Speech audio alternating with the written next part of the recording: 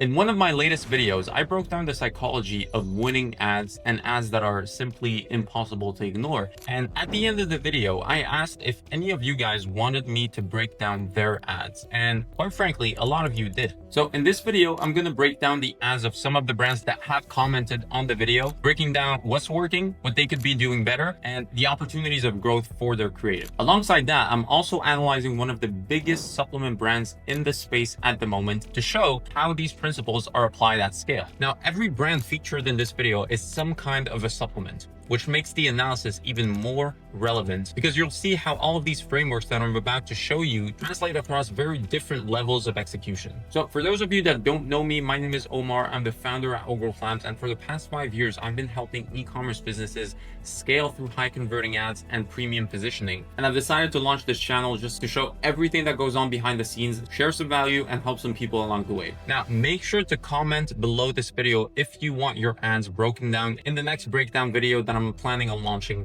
in the future. Let's get straight into it. So the first brand is IVUSE Plus. Not sure how to pronounce that name, but essentially you'll see some of the ads here on screen. These ads are highly polarizing when it comes to just using disruptive imagery. And each ad uses high contrast, slightly uncomfortable visuals, a mouth wide open, a salad on fire, or even this clinical table data that really just serve the purpose of scroll stopping. That's what I'm seeing at first glance. A great example of what a visual could do when it comes to pattern interruption or just making the user a little bit more uncomfortable. There's also a lot of polarization when it comes to us versus them, or labeling every other solution in the marketplace as weak, and then obviously positioning the brand as the only solution that fixes a problem. In this case, it's weight loss, a lot more, libido and all these other benefits. So here, by labeling the product, so I'm looking at the table here that says collagen is cute and AD+ is critical. The popular alternatives such as collagen, everyone knows what collagen is. By labeling them as cute or surface fixes, they basically position their product as the only serious critical solution for the informed consumer. And so here, this is really a problem to solution aware avatar, I would say. This is not someone that's not educated on what's collagen or not educated on what's an AD+.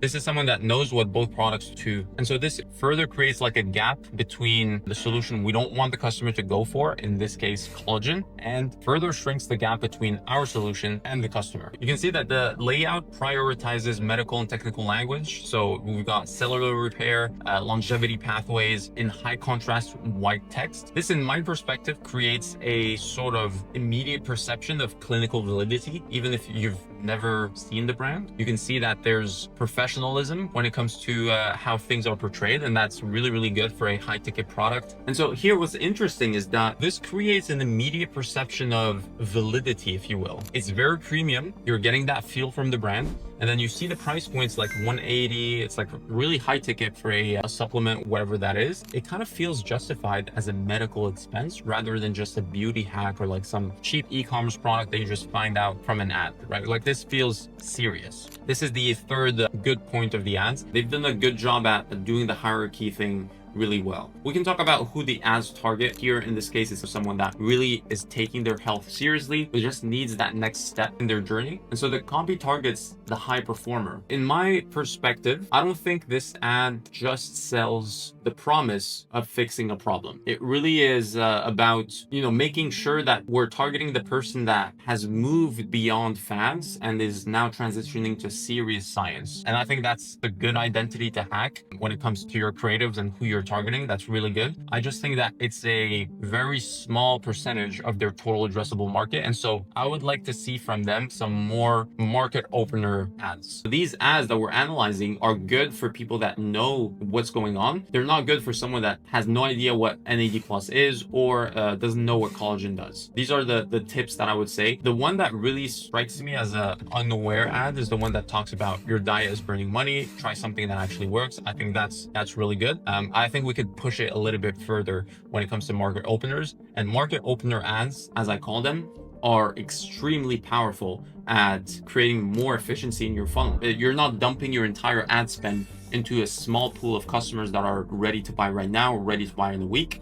You're future-proofing your funnel because you're injecting people that have no clue of who you are, but you're educating them and you're architecting a funnel or some sort of content web where they're indoctrinated into your brand. And now you can curate the content that they're seeing based on their awareness level. And obviously when you're targeting a top of funnel audience or an unaware crowd, their awareness stage is very far from, the awareness stage that's necessary for a purchase. However, you're filling your funnel with these people. And if you do your job correctly with ads, now you can start getting people from one awareness stage to the other. Automatically, that is because Meta's new update is essentially that. It's a distribution mechanism that is much more efficient. And so if you have every awareness stage covered in your content, you're going to be good because now you're converting market openers and you've got really conversion-driven ads on the back end that are doing the job. So that's the way to go if you want to scale like really, really hard. This is a good example, honestly. I'm happy I'm breaking down this brand. There's huge potential. I think, they're not 100% optimized when it comes to ads, but they're really good concepts that you don't see very often. Great job for that. Okay, so next brand is called OMG Magnesium. So this is a brand that sells a magnesium product that helps for sleep, just health in general. What I like about this is the curiosity gap hook. The ads use a question-based headline, and question-based headlines are amazing for just creating an open loop in the customer's mind so that they keep their attention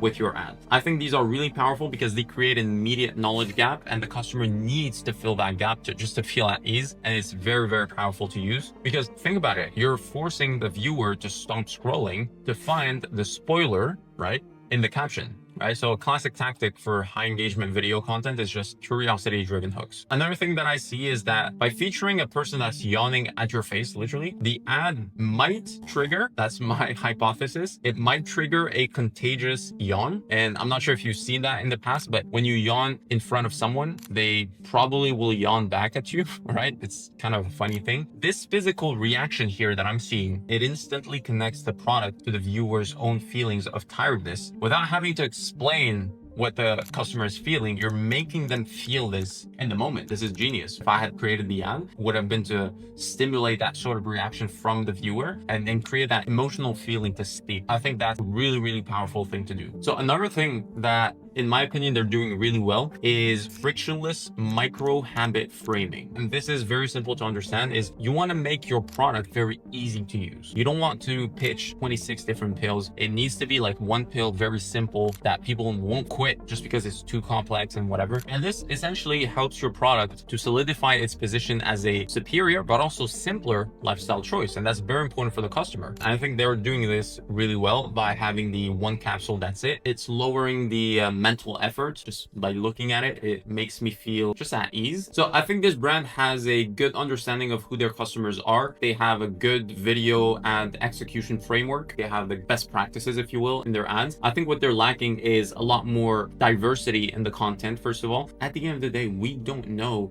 who is going to see our ad on the other side of the screen.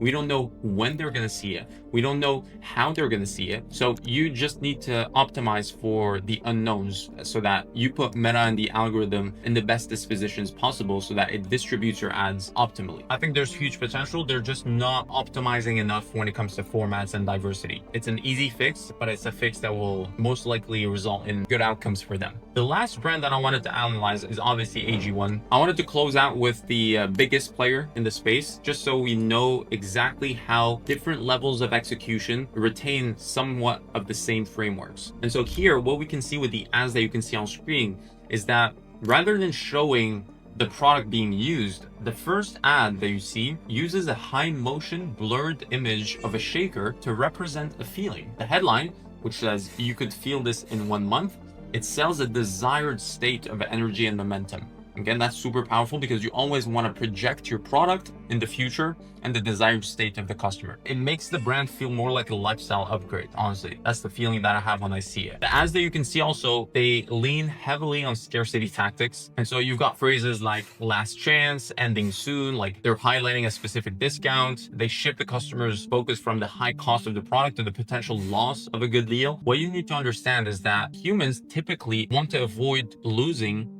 more than they want to win.